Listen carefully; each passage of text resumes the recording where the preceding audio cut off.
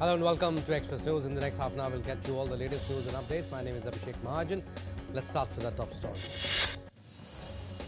In the ongoing winter session of the Parliament of India, Leader of the Upper House, J.P. Nadda, concluded the debate on 150 years of Vande Mataram. He said Vande Mataram is the renaissance of the nation. Therefore, this mantra inspires us all, provides an opportunity to connect us with our culture and also offers inspiration for it. The Thailand police have detained owners Saurabh Luthra and his brother Gaurav Luthra on Thursday, who fled India after a fire at the Goa club, which claimed 25 lives. Both the accused have been detained at Phuket in Thailand and a process is underway to bring them to India. Thai government has informed Indian embassy in Thailand. Speaking at the United Nations Security Council briefing on the UN assistance mission in Afghanistan, India's permanent representative to the UN, Parvatneni Harish, condemned airstrikes killing of innocent women, children and cricketers in Afghanistan by Pakistan. US Representative Bill Zenga has termed ties with India as a defining relationship of the 21st century during the House Foreign Affairs South and Central Asia Subcommittee's hearing titled The US-India Strategic Partnership Securing a Free and Open Indo-Pacific. India's Commerce and Industry Minister Piyush Goyal, along with Antonio Tajani, Italy's Vice Prime Minister and Minister of Foreign Affairs, co-chaired the Italy-India Business Forum on Thursday. Prime Minister Modi met Vice Prime Minister and Minister of Foreign Affairs and International Cooperation of Italy, Antonio Tajani, in New Delhi on Wednesday. External Affairs Minister Dr. Ajay Shankar met the visiting dignitary and reviewed the growing strategic partnership between the two countries. President Draupadi Murmu arrived in Imphal on Thursday on a two-day visit to Manipur. During her visit, the President will lay foundation stone for various development projects in Imphal and other parts of Manipur. Piyush Goyal also inaugurated the SEEP's SEZ's new Enterprises and Service Tower in Mumbai on Thursday. Speaking at the event, Minister Piyush Goyal highlighted the role of building in advancing ease of doing business and support the vision of Atmanirbhar Bharat. Union Minister of New and Renewable Energy Prasar Joshi took part in the handover of the fuel cell electric vehicle Toyota Mirai handover in New Delhi. Toyota Mirai is a unique hydrogen fuel cell electric vehicle. An MOU exchange ceremony also took place between National Institute of Solar Energy and Toyota Kirloskar Motor for the pilot project on hydrogen use in the mobility sector. Minister Prasar Joshi drove the car powered by hydrogen to the Parliament House complex on Thursday. The car is powered by hydrogen and only emits water vapour.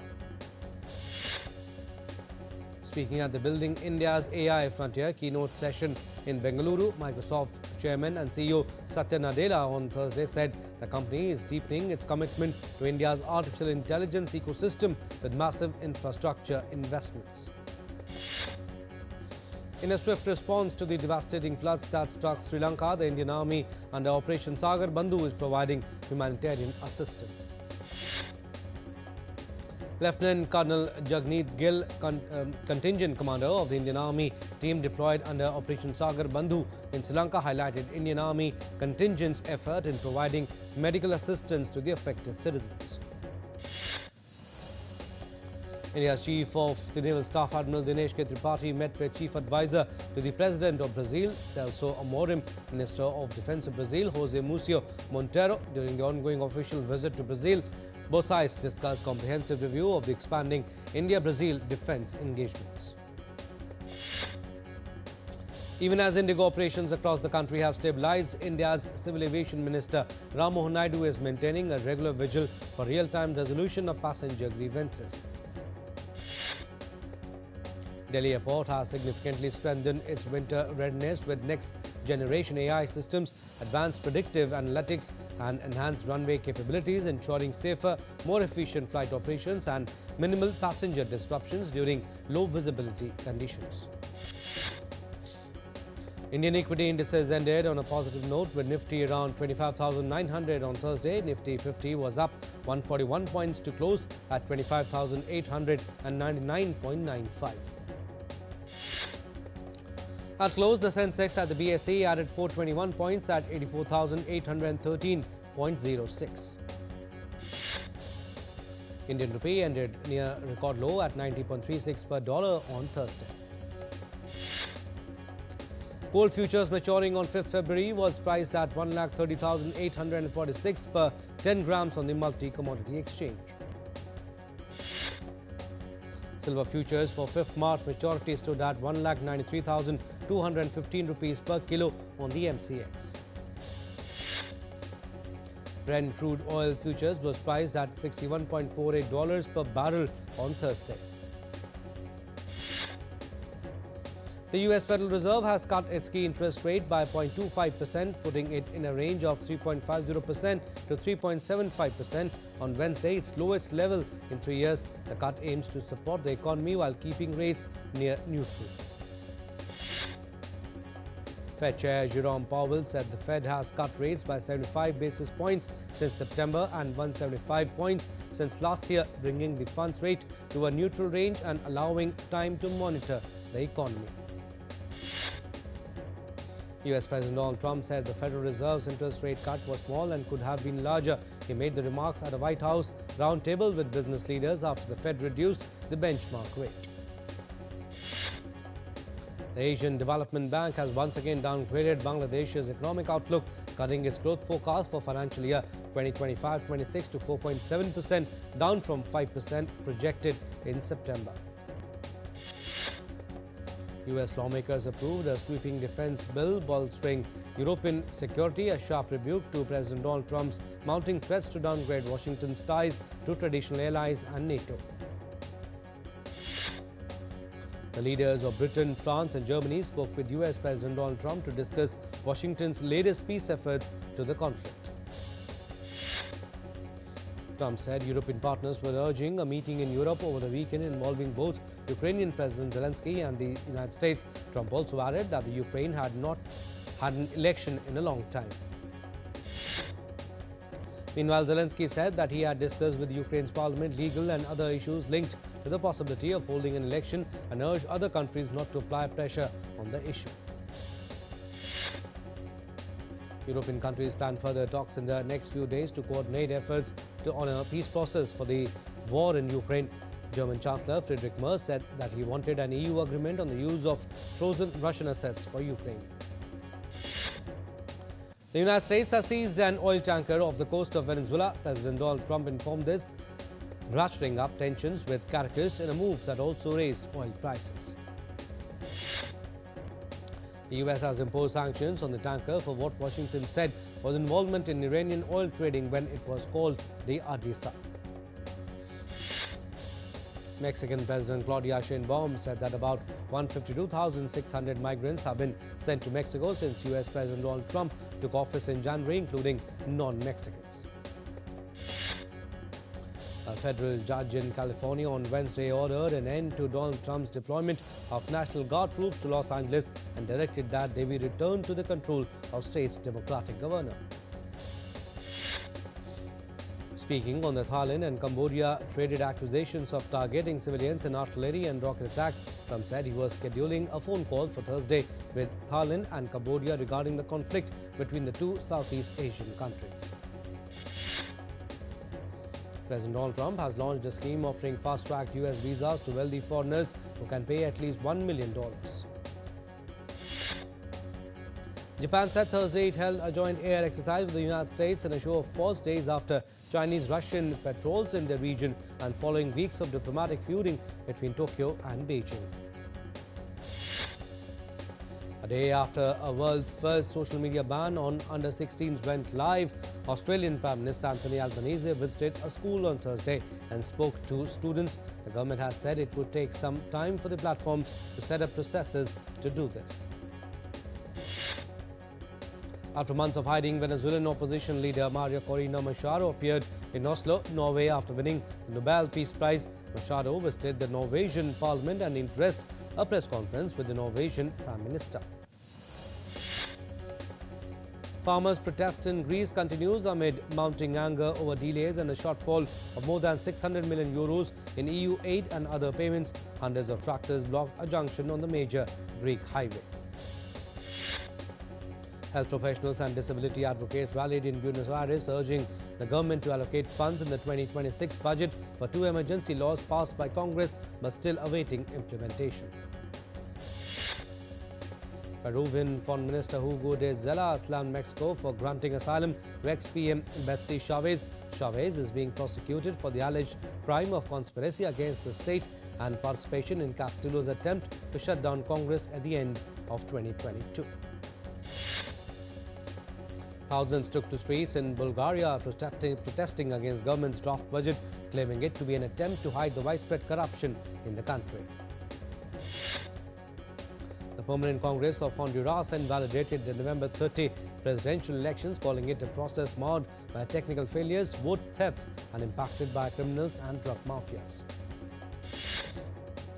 Guatemala has joined hands with the U.S. Drug Enforcement Administration to strengthen bilateral cooperation against drug trafficking and transnational criminal networks. Time now for a very short break. On the other side, more stories. Keep watching Express News on DD India.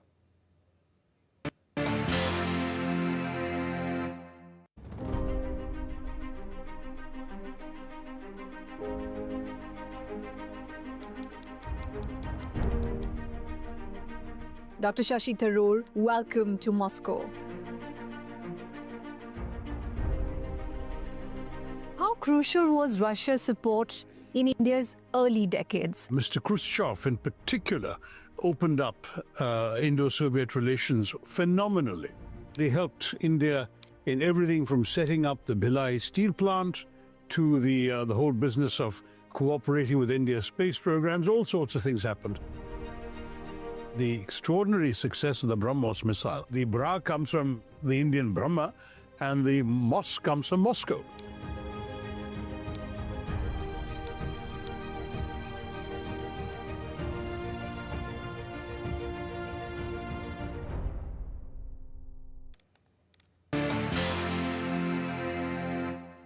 Welcome back. You're watching Express News. I'm Abhishek Mahajan. Some more stories. India's capital Delhi has shown slight improvement in AQI index, with air quality improving in major areas. Large parts of north and central India are bracing for a harsher than usual winter, with the Met Department warning of normal to below normal minimum temperatures across these regions from December 2025 to February 2026. The IMD has forecast very dense fog across northeastern Uttar Pradesh, with dense fog in parts of various states of northeast. The temperatures across Jammu and Kashmir plunged to freezing levels amid continuing cold wave. Heavy flooding has hit northern England after Storm Bram brought intense rain and winds. Storm Bram triggers severe travel disruption, with buses, trains and flights delayed or cancelled. In US, severe flooding hits western Washington as an atmospheric river brings severe storms and heavy rain across the region. The US National Weather Service issued fresh alerts warning of landslides, catastrophic flooding across western Washington and parts of northern Oregon. Heavy floods and flash torrents swept through Suleimania province in northern Iraq's Kurdish region. Iraqi authorities temporarily closed Baghdad International Airport on Thursday due to a thick fog that has reduced visibility. Germany's capital Berlin has turned into Hawkins this holiday season, with a 100-meter queue forming daily outside the special Stranger Things Christmas market. In Ghana's capital Accra, towering Christmas trees made entirely from discarded plastic bottles are lighting up the streets, drawing crowds that's eager to take photographs. The 20-foot tree is the work of environmentalist Makafui Avuku, who has been collecting plastic waste from Accra's streets and turning it into public art installations since 2017. Mexico City's main avenue is glowing red as poinsettia flowers take over for the Christmas season. The flower poinsettia has been part of Mexican tradition since ancient times and now fills homes, businesses and public spaces across the capital. Dozens of endangered sea turtles have been moved into the Florida Keys Turtle Hospital for the winter, seeking respite from the cold. These endangered ectothermic turtles are being rehabilitated from the colder conditions. In low temperatures, their metabolism slows down, they stop eating and are unable to swim. A rare dinosaur fossil known as Spike is about to go under the hammer in London on Thursday. In France, around 50 farmers are mobilizing to prevent the slaughter of a herd of 200 cows after a case of contagious nodular dermatitis was detected on the farm. In Nepal, a musical evening of devotional songs and lighting of lamps was held at the Pashupati temple premises to celebrate Deepavali's inscription on UNESCO's list of intangible cultural heritage. India's busiest airport, Delhi Airport, has lit up the T3 approach road with a spectacular 47-foot Christmas tree, setting the festive spirit in motion for thousands of travellers. Delhi Tourism has launched a new morning tour that lets visitors watch the weekly change of guard ceremony at Rashtrapati Bhavan and get closer views for photographs. UNICEF Foundation Day is being observed today, marking the 79th anniversary of United Nations Children's Fund. Indian Railways has taken major steps to ensure comfort of specially abled Divyangjan wheelchairs are provided by railways across 5,868 stations across the country to the attendants of specially abled senior citizens free of cost to escort them to and from trains. Supriya Sahu, Additional Chief Secretary of Tamil Nadu's Department of Environment, Climate Change and Forests, has won the UN Environment Programme's 2025 Champions of the Earth Award. American actor Johnny Depp will produce the first English-language adaptation of the Russian novel The Master and Margarita through his IN.2 film. The project was unveiled at Saudi Arabia's Red Sea Film Festival. Sophie Kinsella, English writer and author of the Shopaholic book series, passed away on Wednesday at the age of 55. She had been diagnosed with glioblastoma, an aggressive brain cancer, in 2022. The Hollywood film Avatar, Fire and Ash unveiled its new Devanagari logo on the Ganga banks in Banaras, highlighting its growing connection with Indian audiences. It releases on December 19 this year. Hollywood stars Zendaya and Robert Pattinson's upcoming film, The Drama, has teased an engagement twist with its newly unveiled poster, surprising fans. The movie is set to release in theatres on April 3, 2026. First look images from Hollywood stars Dove Cameron and Evan Jogia's thriller series 56 Days have been released. All 8 episodes premiere on an OTT platform on February 18, 2026 worldwide. Bollywood superstar Salman Khan attended the Golden Globes Gala dinner during the Red Sea Film Festival on Wednesday, sharing the spotlight with Hollywood stars Idris Elba and Edgar Ramirez. Bollywood actor Alia Bhatt was honoured with the Golden Globes Horizon Award at the 5th edition of Saudi Arabia's Red Sea International Film Festival for her remarkable contributions to cinema and a rising impact as a global creative talent. Indian comedian Kapil Sharma's The Great Indian Kapil Show returns with Season 4 on December 20th on an OTT platform. The makers of Perfect Family have officially announced Season 2 of the series, which marked Pankaj Tripaঠি's debut as a producer. Indian actor Jitendra Kumar of the Panchayat series fame is set to star in the upcoming rom-com Teri Hai Par Meri Hai, presented by Rema D'Souza. Surya Kumar Yadav led India will take on Aiden Markram, South Africa, in the second of the 5-match T20I series on Thursday in New Chandigarh. West Indies ended day 2 on 32 for 2 in the second Wellington Test, trailing New Zealand by 41 after the hosts posted 278.